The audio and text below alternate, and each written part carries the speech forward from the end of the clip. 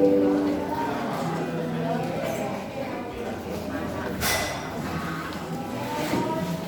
Bapak Ibu Saudara sekalian.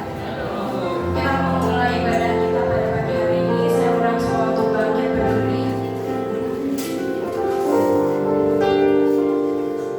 Kita mau datang ke hadirat Tuhan. Mau satukan hati kita mau fokus.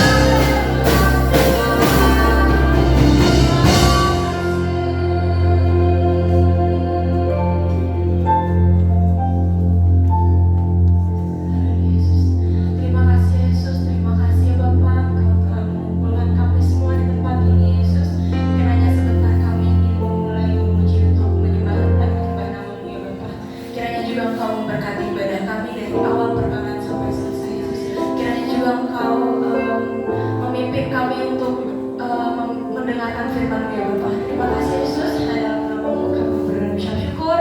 Haleluya, amin. Haleluya, berikan salam sampai naik. Kita mau sama-sama katakan Dia mati bagiku, Dia bangkit bagiku, Dia Yesus Tuhan. Kita semua amin.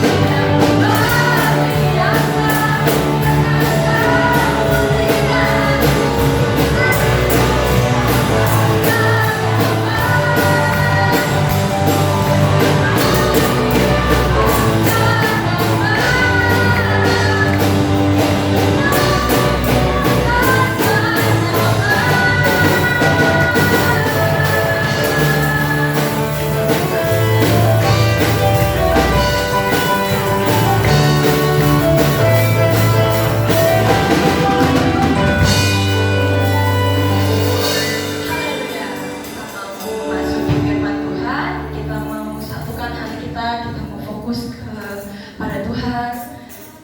Kita mau sama-sama katakan, Allah Roh Kudus, Engkau hadir di sini. Allah Roh Kudus, penuhi kami Tuhan.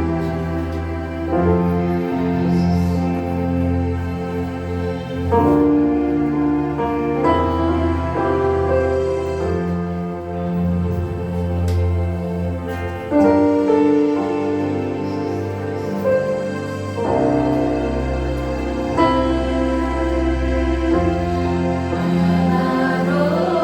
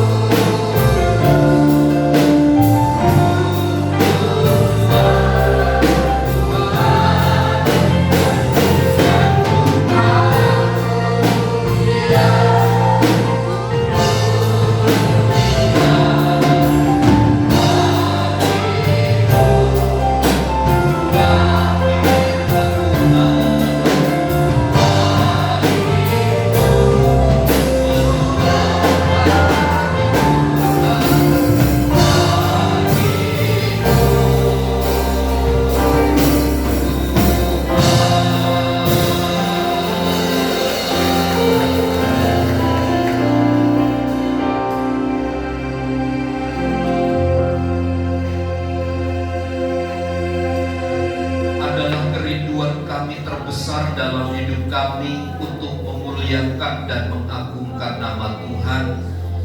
Kiranya setiap pujian dan penyembahan kami mengagungkan dan memuliakan nama-Mu, dan seluruh hidup kami ini dipakai oleh Tuhan untuk dapat pula memuliakan nama Tuhan. Dan sebentar kami akan memuliakan nama-Mu dengan memberikan telinga, hati, dan pikiran kami untuk firman Allah bertahta di dalam seluruh hidup kami. Karenanya pakailah hamba-Mu yang penuh kekurangan dan keterbatasan ini untuk menyampaikan isi hati Tuhan, agar kiranya makna dan pesan dari firman Allah dapat kami terima, kami simpan, dan kami lakukan di dalam kehidupan kami sehari-hari. Pekerjaan Roh-Mu ada di tengah-tengah kami. Kuasailah hati dan pikiran kami, untuk sejenak kami memikirkan banyak tentang firman Allah, agar kiranya kami semakin bertumbuh-tumbuh di dalam Tuhan. Kami siap diberkati oleh firman-Mu di dalam dan demi nama Yesus. Setiap kita yang percaya dan siap diberkati bersama katakan amin. Silakan duduk. Bapak, Ibu, saudara sekalian, Shalom. Baik, puji Tuhan.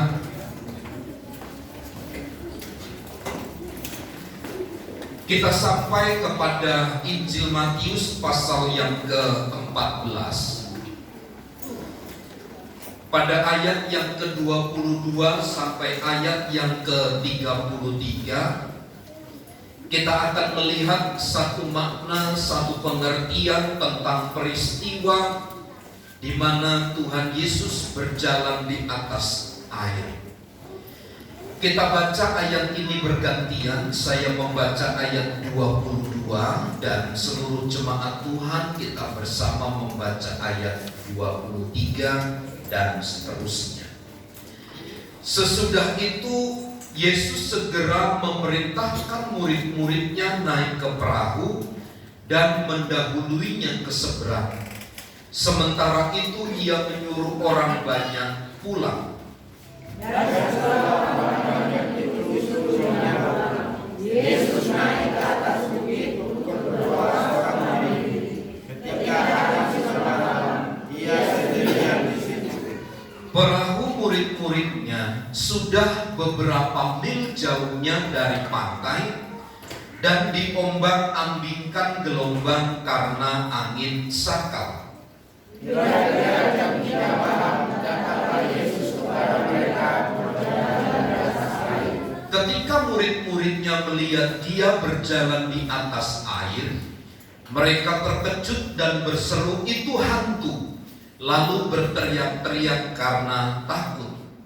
Tetapi saudara Yesus berkata kepada mereka, "Tenanglah, aku ini, jangan takut." Lalu Petrus berseru dan menjawab Dia, "Tuhan, apabila Engkau itu, suruhlah aku datang kepadamu berjalan di atas air." Kata Yesus, "Katakanlah." Maka Petrus turun dari perahu dan berjalan di atas air mendapatkan Yesus. Tetapi ketika dirasanya tiupan angin, takutlah ia dan mulai tenggelam, lalu berteriak, "Tuhan, tolonglah aku." Segera Yesus menurunkan tangannya, memegang dia dan berkata, "Hai orang yang kurang percaya, mengapa engkau bimbang?" Lalu mereka naik ke perahu dan angin pun reda. Dan orang-orang yang ada di perahu menyembahnya, katanya, "Sesungguhnya Engkau anak Allah." Puji Tuhan. Dari pembacaan ayat ini dan ayat-ayat sebelumnya, dalam peristiwa-peristiwa yang tercatat di dalam Injil Matius ini, sebenarnya Tuhan sedang mengajar kepada murid-muridnya agar mereka dapat mengenal Dia dengan baik. Bukan hanya sekedar Yesus itu sebagai guru yang mengajar dan mendidik, tetapi juga berharap manusia atau orang percaya pada waktu itu mengenal Dia sebagai anak manusia dan Mesias, anak Allah yang hidup. Dan harapan besarnya di dalam ayat-ayat yang kita baca ini adalah tingkat pengenalan dan pertumbuhan orang-orang percaya melalui peristiwa-peristiwa dan pengalaman-pengalaman pribadi dengan Tuhan. Tidak hanya sebatas apa yang mereka dengar, tidak apa yang sebatas mereka ketahui saja tentang Tuhan. Sebab pada kenyataannya, Bapak Ibu Saudara, pengenalan mereka kepada Tuhan Yesus hanya sebatas Tuhan Yesus itu dapat memberikan makan kepada mereka pada waktu mereka lapar, atau saat mereka sakit. Mereka tahu Yesus itu sebagai penyembuh. Tingkat pengenalan para murid, tingkat pengenalan orang-orang percaya pada waktu hanya menyentuh hal-hal yang sifatnya sementara saja, tidak lebih, hanya sekedar hal-hal yang sifatnya sederhana. Tidak salah Bapak Ibu Saudara, ketika kita sakit kita berdoa kepada Tuhan minta kesembuhan. Tetapi tingkat pengenalan kita tidak boleh hanya sebatas Yesus itu sebagai penyembuh saja. Atau dalam peristiwa ketika Tuhan Yesus memberi makan 5.000 orang, pasti yang membekas di dalam benak mereka adalah Yesus sanggup memberi makan kepada mereka saat mereka mengalami kelaparan. Hanya sebatas Yesus pemuas lapar dan dahaga saja. Seringkali saya katakan begini, tentu kita sebagai orang tua tidak mau anak-anak kita hanya sekedar tumbuhnya begitu-begitu saja. Kita tidak ingin melihat anak-anak yang kita kasihi hanya sekedar bertumbuh di dalam pertumbuhan yang berhenti bertumbuh begitu. Tapi harapan kita, anak-anak kita terus maju bertumbuh.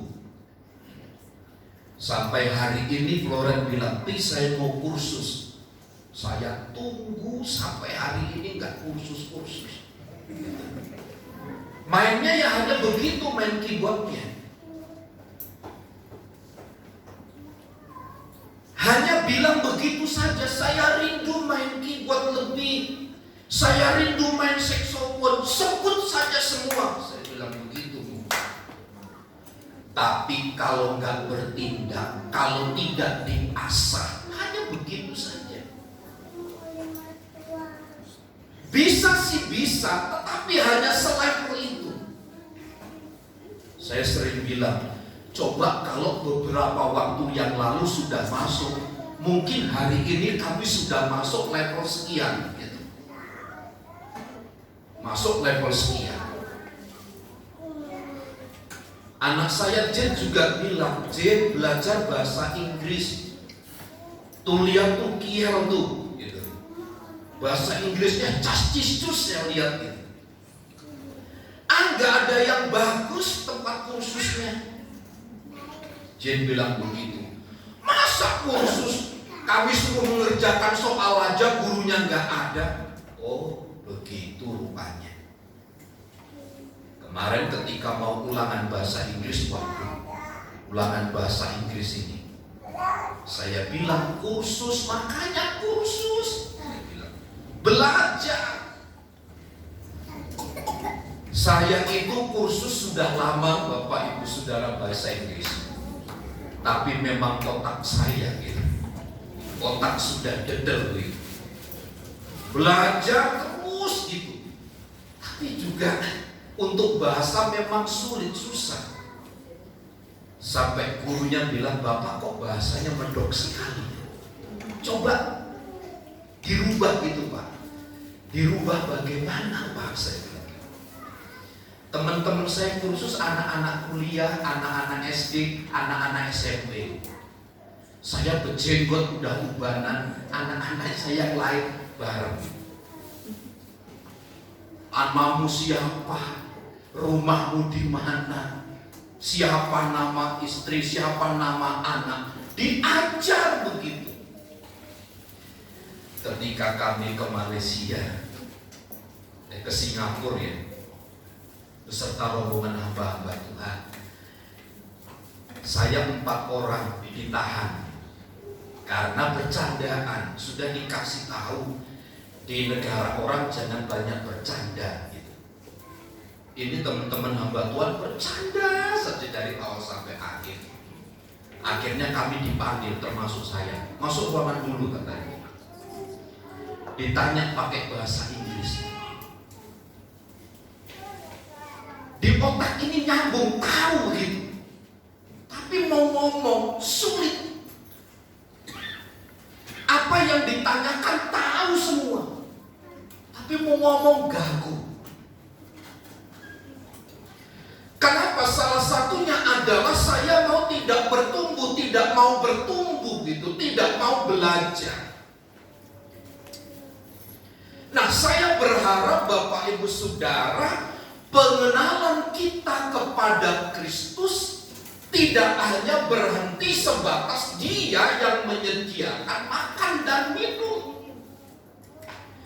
Dia yang menyembuhkan kita pada waktu sakit. Dia mau kita bertumbuh banyak hal. Di sekolah Alkitab, setahu saya tahun 94, semua laki-laki perempuan harus tahu semua hal. Harus tahu semua hal itu apa? Dia harus bisa main musik, dia harus bisa berkhotbah, dia harus bisa ngepel, dia harus bisa masak, dia harus bisa nyuci, dia harus bisa membenahi genteng, dia harus bisa membenahi listrik, dia harus bisa membenahi kompor, ganti kompor kalau kompornya habis gasnya. Semua harus bisa. Kenapa diajar begitu? Supaya pengetahuannya tidak hanya sekedar kepada apa yang diajarkan saja. Karena di luar dari situ kompleksitas yang akan dihadapi. Perlu sesuatu begitu. Nah, kalau konsep para murid dan orang-orang percaya yang tercatat di dalam Matius pasal 14 ayat 22 sampai ayat 33. Kalau pengenalan dan pemahaman mereka kepada Tuhan baik bertumbuh, ketika mereka melihat Tuhan Yesus berjalan di atas air, tidak mungkin di antara mereka berkata, itu hantu. Sebab mereka mempercayai yang bisa berjalan di atas air itu hanya hantu. Lihat pemahaman mereka, seolah-olah Yesus tidak dapat melakukan sesuatu. Tuhan Yesus bisanya hanya memberi makan dan menyembuhkan penyakit. Sangat kerdil tingkat pemahaman anak-anak Tuhan pada waktu itu. Lihat dalam catatan ayat pertama, setelah Yesus sesudah itu Yesus segera memerintahkan murid-muridnya, ayat 22 itu, naik ke perahu mendahuluinya ke seberang. Sesudah peristiwa Yesus memberikan makan 5.000 orang itu, Yesus memerintahkan kembali murid-muridnya untuk mendahului. Artinya untuk pergi meninggalkan Tuhan Yesus. Lihat Bapak Ibu Saudara, selalu saya katakan begini. Perkara yang besar, sesuatu yang ajaib terjadi, selalu diawali dengan satu komitmen untuk pergi mengikuti perintah dari Tuhan. Kita lihat dalam catatan ayat-ayat ini, setelah sekian mil jauhnya mereka meninggalkan Tuhan Yesus, mereka ada di dalam gelombang badai. Mereka diombang-ambingkan oleh gelombang. Itu tercatat di dalam ayat 24. Kita dapat melihat begini, murid-murid itu sedang mengikuti Tuhan, sedang ada di dalam perkara rohani. Mereka sedang mengikuti perintah Tuhan. Mereka sedang tunduk, mereka sedang taat kepada perintah Tuhan. Tetapi mereka menghadapi gelombang. Ini harus menjadi perhatian kita Bapak Ibu Saudara. Meskipun kita mengikuti perintah Tuhan, meskipun kita tunduk dan taat kepada ketetapan Tuhan, yang namanya kesulitan, yang namanya masalah itu tidak akan pernah sirna, tidak akan pernah menyingkir dari hidup kita. Murid-murid harus tetap mengalami kesulitan. Inilah yang tidak diketahui oleh sebagian orang, termasuk bangsa Israel ketika mereka keluar dari tanah Mesir. Mereka menggerutu, mereka marah kepada Tuhan pada waktu mereka lapar, pada waktu mereka haus, ketika ada terik panas matahari, ketika malam kedinginan, mereka marah kepada Tuhan. Mereka berharap ketika mereka dibawa oleh Tuhan keluar dari tanah Mesir, hindarkanlah dari semua kesulitan. Tapi kenyataannya intensitas kesulitan itu tidak berkurang, tetapi semakin hari semakin berat harus mereka hadapi. Ini membuktikan bahwa Tuhan sedang mengajar gereja dan umat-umatnya. Tidak hanya sekedar hidup karena melihat, tapi mereka juga harus hidup karena percaya juga. Karenanya setiap anak-anak Tuhan diajar begini, kita harus dilatih setiap hari, tidak hanya mempergunakan mata jasmania ini, tapi juga untuk mempergunakan kepercayaan iman kita kepada Kristus. Kata diombang-ambingkan di dalam ayat ini, di dalam bahasa Yunani memiliki pengertian begini: sedang disiksa, sedang diganggu. Dengan kata lain, mereka sedang mengalami kesusahan yang sangat besar. Orang percaya, taat, tunduk kepada Tuhan, mengalami kesusahan yang sangat besar. Minggu kemarin atau hari Kamis saya katakan, bukankah Ayub juga begini? Ayub orang yang benar, orang yang saleh, yang takut akan Tuhan. Tapi dalam waktu yang singkat, hidupnya diombang-ambingkan, disiksa, diganggu, mengalami kesusahan yang besar. Tapi catatan di Alkitab nyata benar bahwa meskipun mereka terombang-ambing dalam kesusahan yang besar, mereka tidak mengubah halauan perahu mereka untuk kembali kepada jalan semula. Tetapi justru mereka mempersiapkan tenaga dengan baik untuk sampai kepada satu tujuan yang Tuhan kehendaki. Lihat Bapak Ibu Saudara, inilah harusnya tanggung jawab Kristen.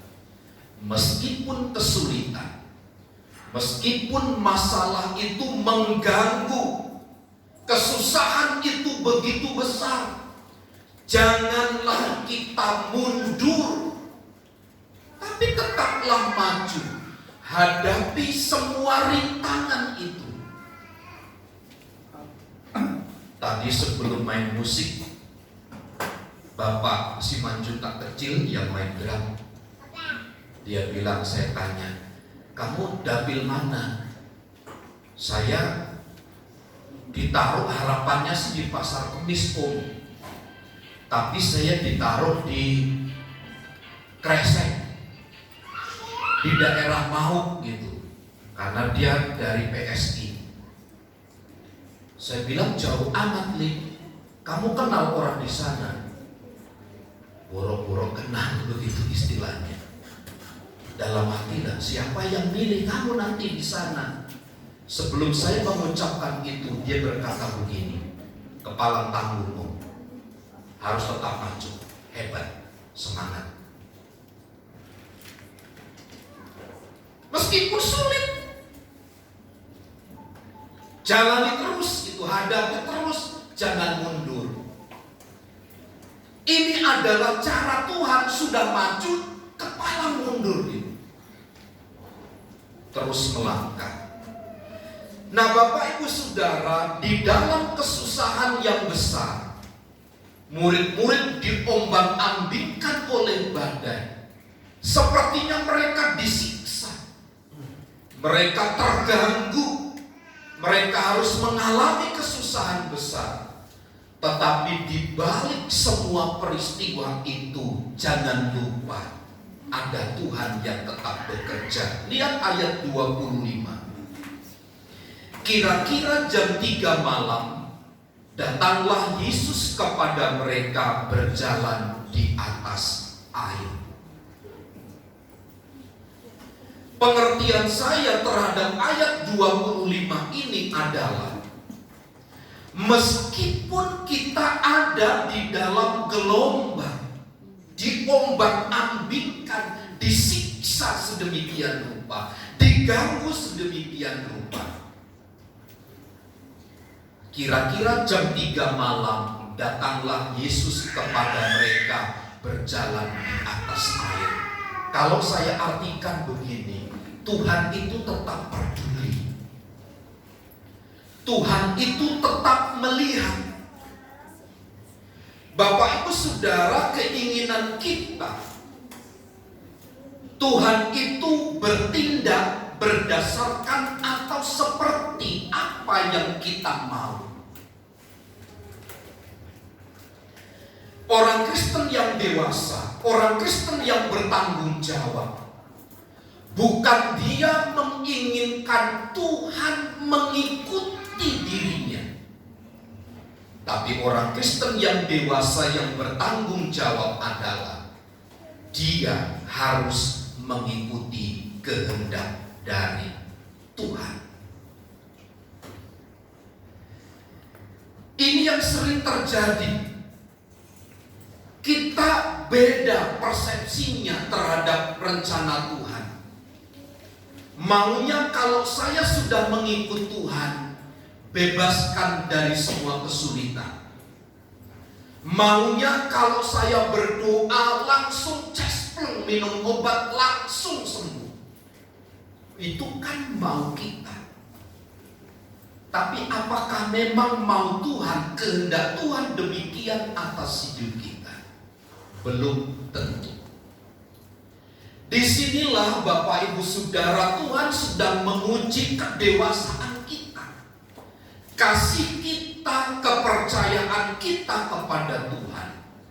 Meskipun menurut saya sering persoalan itu muncul, tapi jauh di dalam pengertian dan pemahaman kita, sesungguhnya Allah tetap peduli.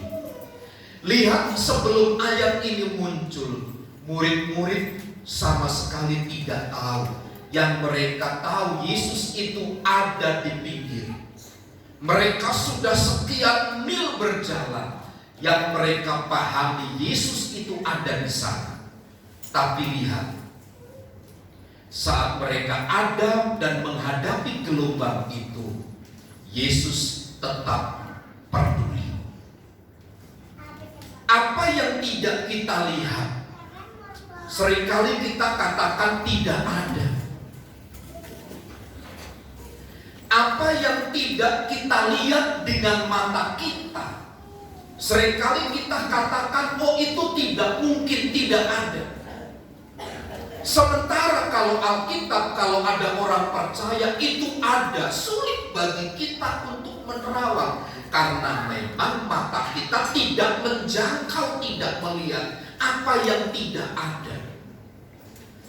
Tapi dalam kacamata iman, seperti seorang wanita yang sakit pendarahan 12 tahun, asal ku jamah jubah-jubahnya, aku pasti sembuh. Pertanyaannya, apakah wanita itu sudah sembuh ketika dia menyatakan kata itu, pernyataan iman itu? Belum. Tapi saat dia melangkah maju ke depan menemui Tuhan, disitulah terjadi satu kesembuhan. Artinya begini, wanita itu tahu persis. Dia tahu persis Tuhan yang terbatasi oleh jarak karena orang banyak yang sedang mengajar. Bagaimana mungkin di tengah kerumunan itu bisa bertemu secara langsung dengan Tuhan Yesus? Keterbatasannya itu ditembus dengan kacamata imannya. Asal ku jamah jubah-jubahnya, aku pasti sembuh. Lihat Bapak Ibu Saudara, cara berpikir yang terbalik seperti apa yang kita lakukan di dalam hidup kita ini. Yesus tidak pernah meninggalkan kita. Yesus selalu memantau. Yesus tahu persis apa yang menjadi kesulitan-kesulitan hidup kita. Karenanya Bapak Ibu Saudara, jangan pernah sekali-kali menganggap ketiadaan Tuhan. Tuhan itu tidak ada. Karena Tuhan itu Tuhan yang turut merasakan semua kepedihan, semua kesulitan, semua gelombang hidup yang kita alami. Dalam Ibrani 4 ayat yang ke-15 tercatat seperti itu. Ibrani pasal yang keempat ayat yang ke-11, dia katakan bahwa imam besar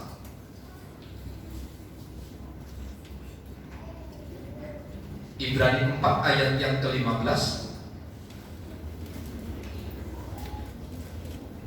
Ya.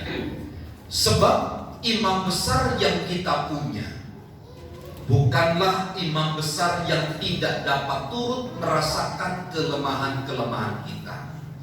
Sebaliknya sama dengan kita, ia telah dicobai, hanya tidak berbuat dosa. Ayat ini menunjuk kepada pribadi Yesus Kristus. Dialah sesungguhnya imam besar itu. Imam besar kita yang turut merasakan apa yang dialami oleh murid-muridnya. Karena apa? Dia telah dicobai. Ini menjadi satu rujukan bagi keyakinan kita saat kita berada dalam kesulitan seperti para murid ini karena mengikuti perintah Tuhan. Dia Allah yang peduli. Dia Allah yang selalu melihat keberadaan kita. Ketika kita seorang diri, Tuhan itu tetap bersama dengan kita. Dia ada dan Dia hadir. Kenapa orang berbuat jahat itu seorang diri? Kenapa melakukan kejahatan itu seolah-olah kita menganggap tidak ada Tuhan? Bahkan yang lebih parah, ada satu film, Bapak Ibu Saudara, ketika mereka akan merampok bank, merampok orang kaya, mereka melipat tangannya dan berdoa, dan diakhiri dalam nama Yesus. Lihat, orang mau berbuat jahat pun dia tahu gitu. Dia mau melibatkan Tuhan di tengah-tengah rencana jahatnya. Karenanya menurut saya, Bapak Ibu Saudara, kesulitan hendaklah jangan pernah membatasi penglihatan mata kita. Tapi ada mata rohani yang harus tetap memandang Allah itu peduli dan Dia selalu bersama-sama dengan kita. Lalu ayat 26, ketika murid-muridnya melihat Dia berjalan di atas air, mereka terkejut dan berseru, "Itu hantu!" Lalu berteriak-teriak karena takut. Yang kedua, saat kita berada di dalam kesusahan besar, sepertinya kita sedang disiksa, diganggu, kata diombang-ambingkan itu. Dalam ayat 26 saya memiliki pengertian begini, bahwa Allah itu berkuasa atas alam semesta. Dia yang berkuasa. Ketika mereka berada di tengah kegelapan malam, sedang payah untuk membuat perahu mereka jauh dari gelombang itu, mereka harus menghadapi angin sekak. Di tengah-tengah situasi seperti ini, mereka terkejut dan sangat takut. Dia melihat ada satu sosok yang sedang berjalan di atas air. Seperti tadi saya katakan, pemahaman mereka selama ini bahwa setan hantu itu biasa melakukan hal-hal yang supranatural. Inilah yang membatasi pengenalan mereka kepada Yesus. Seolah-olah yang bisa berjalan di atas air menurut kepercayaan mereka hanya hantu saja. Tapi lihat, saat mereka ada di gelombang sedemikian hebat, Yesus ada di atas air itu. Ini kan berarti di bawah gelombang, kemudian Yesus berjalan di atasnya. Pengertian saya, Dia anak Allah berkuasa atas alam semesta ini. Dan Bapak Ibu Saudara, ketika Yesus menyatakan dirinya kepada mereka, dan mereka coba mengubah paradigma pemahaman, tingkat pengenalannya mengalami perubahan, mereka semua kemudian menjadi tenang di dalam ayat 27. Inilah yang saya katakan, biarlah tingkat pengenalan pemahaman kita kepada Allah tidak hanya sebatas kepada apa yang kita mengerti, apa yang kita pahami dari semula. Mari kita belajar lebih, mengenal lebih, memahami lebih gitu. Saya kenal jemaat Tuhan di tempat ini dari tahun pertama-tama kami merintis pekerjaan Tuhan di tempat ini sekitar tahun 2008. Ibu Galingking itu tahun 2009 atau 2010. Ada Bu Galingking? 2009. Pak Galingking ada. Dia ada sampai hari ini. Yang pertama-tama jemaat mula-mula ada 5 orang sudah kabur semua ya. Siapa? Gak ada. Oh iya, Usman Juntang, sorry mohon maaf. Waduh, ini karena usia. Bapak Ibu Simanjuntak masih ada sampai hari ini. Iya, Pak Desitorus, keluarga Pak Desitorus masih ada.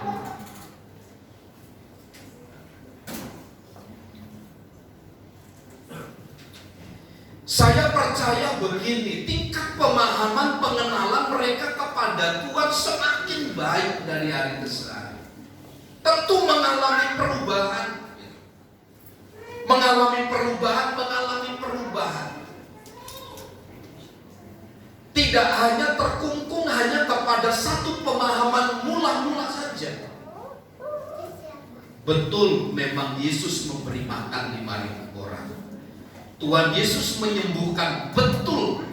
Tetapi kita tidak boleh stuck berhenti hanya kepada poin itu saja. Tapi kita harus melewati level-level berikutnya dengan cara apa? Diombak ambingkan itu. Yesus menunjukkan jati dirinya bahwa Dia yang berkuasa atas alam semesta ini. Yang terakhir ayat 27. Tetapi segera Yesus berkata kepada mereka, tenanglah, aku ini, jangan takut. Ayat 27 menawarkan kepada semua orang pada waktu itu bahwa di dalam dan bersama dengan Tuhan ada ketenangan. Bapak Ibu Saudara yang seringkali panas setiap hari, rumah itu suasana seperti panas. Hadirkan Tuhan di dalam ruangan rumahmu. Setiap hari Bapak Ibu, seperti yang sering saya saksikan, jarum kumis itu datang ke tempat saya. Datang hanya ngopi, kalau dia ngantuk dia tidur sebentar, lalu dia pulang. Kesaksian apa yang muncul dari mulutnya? Kalau saya tidak kesini, ada sesuatu yang hilang. Dia katakan rumah ini adem, enak. Tidak tahu dia kalau setiap pagi, setiap malam kami adakan doa di tempat itu.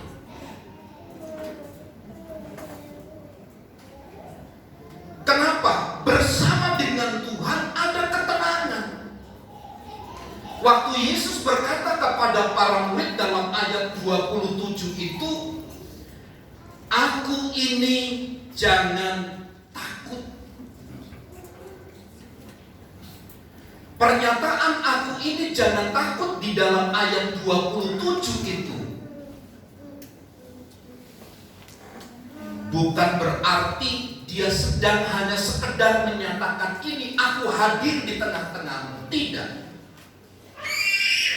Tetapi pernyataan itu dibarengi dengan kuasa ilahi yang juga muncul di tengah-tengahnya. Ini yang selalu saya gembar-gemborkan, gaung-gaungkan. Dalam persekutuan ibadah, nikmati. Rasakan kehadiran Tuhan dalam hidupmu. Maka dari situ engkau akan mengalami kuasa ilahi perubahan-perubahan itu. Apa yang murid-murid alami, apa yang mereka takuti, saat mereka bersama dengan Tuhan, mereka mengalami ketenangan. Yesus hadir di tengah-tengah mereka sambil menyatakan kemuliaannya, kuasa ilahinya nyata di tengah-tengah mereka hadir. Dan di dalam catatan firman Allah, kehadiran Tuhan selalu membawa perubahan. Kuasa ilahi itu selalu dinyatakan. Bapak Ibu, di Lampung itu ada pendatang, orang-orang Bali, ya. Mereka hebat, luar biasa. Kenapa saya katakan hebat? Kalau mereka datang di satu wilayah, sekarang seorang diri, mereka sekarang kontrak, nanam singkong, nanam jagung di tempat kontrakan itu. Tapi hebatnya, beliau itu hasil dari tanaman itu tidak mereka makan, hanya sebagian kecil yang mereka makan. Tapi mereka simpan, mereka berharap beberapa tahun kemudian tanah yang mereka kontrak itu mereka akan beli. Dan sekarang daerah itu tidak hanya satu, sekarang itu pinggir jalan semua sudah dikuasai. Sehingga penduduk asli memang sepertinya jealous. Mengapa sekarang mereka jadi penguasa, menguasai wilayah itu? Karena mereka tidak tahu sejarah dan sisilah apa yang mereka kerjakan. Dan saya melihat Bapak Ibu Saudara satu pertumbuhan yang hebat. Nah, kehadiran di satu tempat membawa satu perubahan. Nah, seharusnya dalam perhimpunan-perhimpunan ibadah kita mengalami kuasa dan kehadiran Tuhan. Selain itu ada dampak secara langsung yang kita lihat, adanya ketenangan. Seringkali saya katakan waktu saya SMP, SMA gitu, kalau ibadah di kampung, orang sebelum ibadah itu mereka berlutut, mereka menangis sejadi-jadinya. Bukan karena mereka aliran Pentakosta, tidak. Tapi mereka mengalami kuasa kehadiran Tuhan. Dan dalam perhimpunan seperti itu pasti pulang membawa ketenangan. Lihat peristiwa para murid dalam ayat 7 itu. Tenanglah aku ini. Dia ingin menunjukkan eksistensi keberadaannya. Dia ada bersama-sama dengan mereka. Dimulai dari mana adanya dia? Dari kekuatan mereka percaya itu kemudian muncul di depan mata mereka. Secara mata jasmani mereka memang melihat kehadiran Tuhan. Tapi bukan berarti adanya Tuhan itu harus dilihat, harus dipandang dengan kacamata iman. Tidak.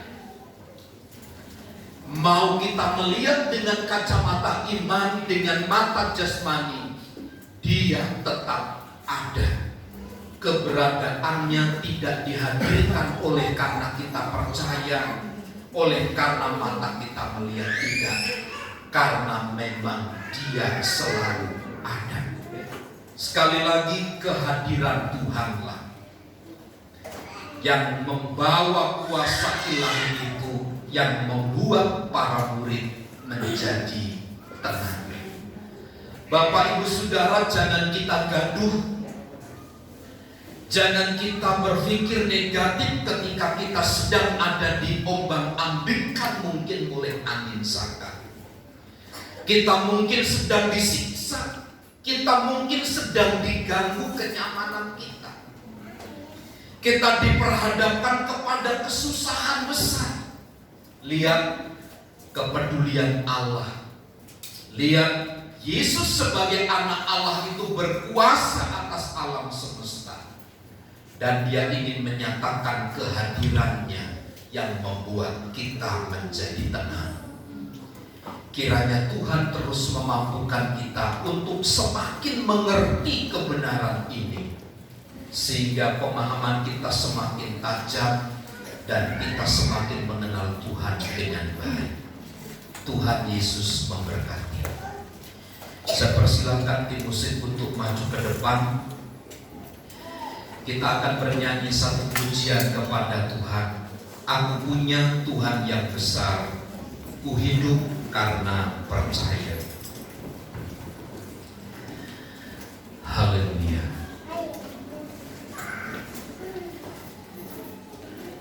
Haleluya. Terpujilah nama Tuhan.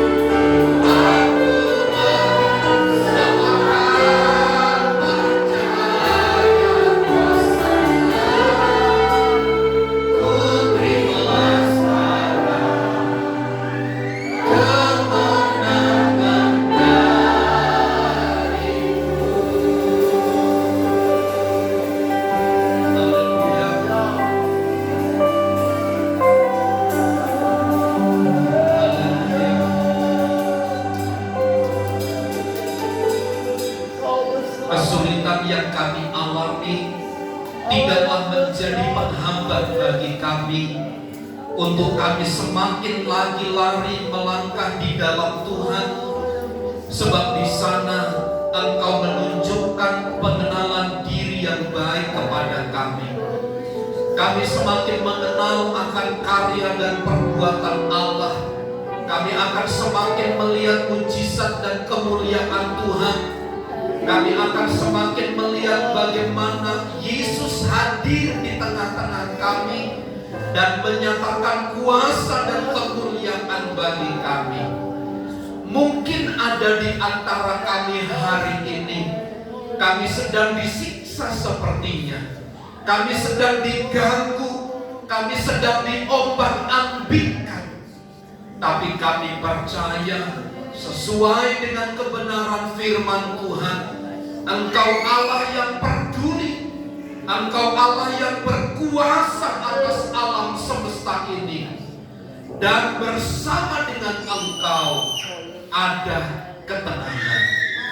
Karenanya hiburkan kami Tuhan, kuatkan kami, ajar kami untuk memberi semangat kepada diri kami sendiri, sebab kami tahu ada Tuhan yang selalu menopang dan melawan kami. Jadilah seperti iman dan percaya kami, bahwa bersama dengan Tuhan kami akan melakukan perkara-perkara yang besar. Kami terima seluruh kebenaran firman-Mu, kami aplikasikan di dalam hidup kami, dan kami dedikasikan diri kami di dalam kebenaran Tuhan, karena kami tahu itulah kekuatan dan pengharapan kami. Di dalam dan demi nama Yesus kami berdoa. Setiap kita yang percaya dan diberkati bersama katakan amin. Terima kasih untuk pembahasan firman Tuhan yang sangat memberkati. Sebentar kita ingin memberikan persembahan. Mari kita bersama. Bapa yang baik, terima kasih Yesus kalau menyertai kami dari awal kepada sampai saat ini. Bapak, kiranya sebentar kami ingin memberikan persembahan. Kamu memberkati tangan yang dapat memberi maupun belum dapat memberi. Yesus, terima kasih Bapak. Hanya nama-Mu kami berucap syukur. Haleluya. Amin.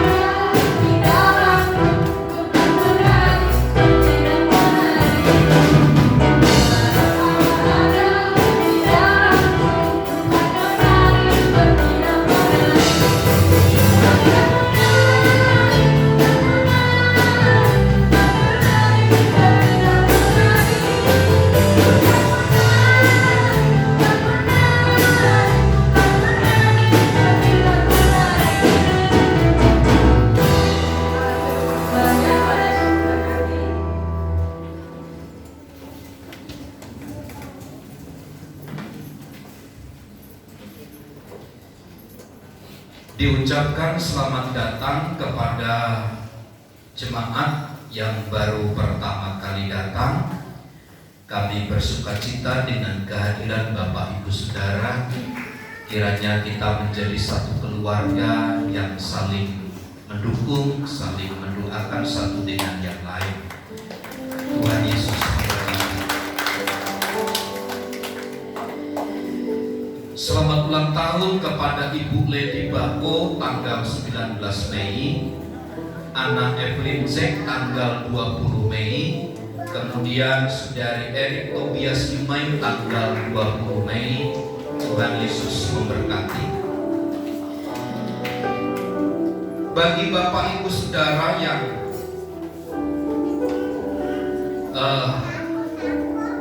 belum tergabung di dalam MIKK, Mitra di Kala Duka, itu adalah seperti yang pernah saya katakan,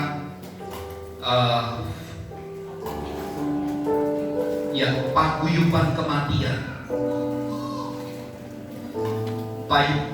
Paguyuban kematian ini fasilitasnya adalah dapat peti standar, kemudian ambulan, kemudian tanah makam di Bumi Ayu, kemudian rumah duka 2 hari 1 malam di Buntekbio, kemudian pelayanan gerejawi.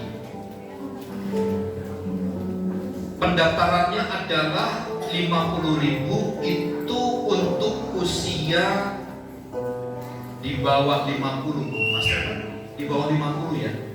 Di bawah 50 tahun pendaftarannya 50.000. Kemudian tiap bulan Bapak Ibu Saudara hanya membayar 15.000. Kalau dihitung mendapatkan peti, ambulan, makan, rumah duka, itu kalau dihitung Bapak Ibu Saudara harus menabung sekitar sampai umur 20 tahun enggak? Usia 70 tahun baru kelar gitu pembayarannya.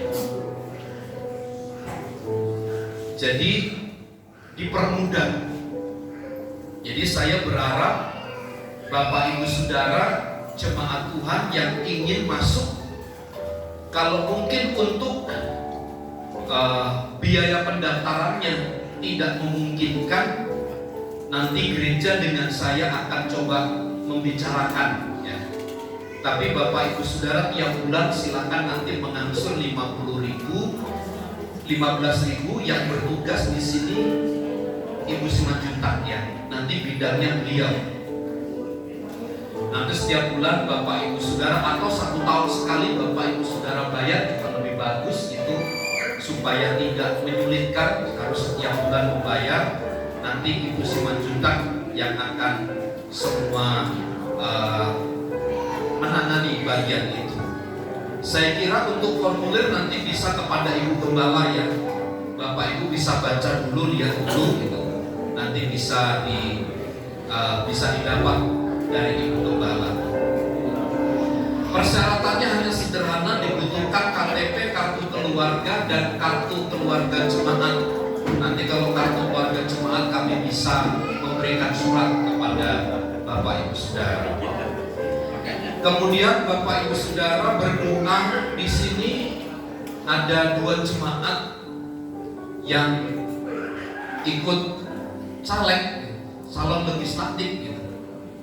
Bapak Simanjuntak, ada yang belum kenal Bapak Simanjuntak? Berdiri Pak, tolong Pak. Ada yang belum kenal, Pak Martin belum kenal. Ini Bapak Simanjuntak, beliau di PSI ya Pak, Dapil 4 itu Pasar Kemis, Lanjut Sindang Jaya. Nomor berapa Pak? 4. Kalau sekarang belum diumumin, kalau dari partai sudah ada nomornya. Oh iya. Silakan duduk Pak. Yang satu lagi Filipus Simanjuntak yang main drum. Nah yang saya bilang tadi, beliau pilihannya dapilnya di Kresek, Racek, bukan Racek, Mau sana ya. Sukadiri Mau. Oh Sukadiri Mau. Daerah pinggir jauh sana. Sudah melangkah, tidak boleh mundur, harus tetap jalan. Dukung Bapak Ibu Saudara ya, dukung supaya semua berjalan dengan baik. Kiranya Tuhan yang menolong semua, ya. Berdoa buat pemulihan Ibu Dina yang habis operasi pangkal pahanya, sudah dioperasi diganti dengan platinum, ya. Jadi Bapak Ibu yang sudah usia, hati-hati kalau naik motor, ya. Hati-hati. Jatuhnya itu tidak berubah, enggak. Kayak slow motion gitu. Jatuhnya gitu. Kayak di film gitu, pelan jatuh. Gitu. Namanya sudah usia, nah itu retak kumpul pahanya. Diganti platinum. Platinum mahal ya. Daripada tulang mahal platinum, tempelin di situ. Jadi sekarang dalam proses penyembuhan supaya Tuhan tolong semuanya. Mari berdiri, kita akan akhiri ibadah kita di dalam doa. Bapa, kami bersyukur untuk pagi hari ini dan terima kasih Engkau telah memungkinkan kami bersekutu dan beribadah kepada Tuhan pagi hari ini. Kiranya nama Tuhan disanjung dan ditinggikan di dalam dan di seluruh hidup kami melalui pertemuan-pertemuan ibadah kami.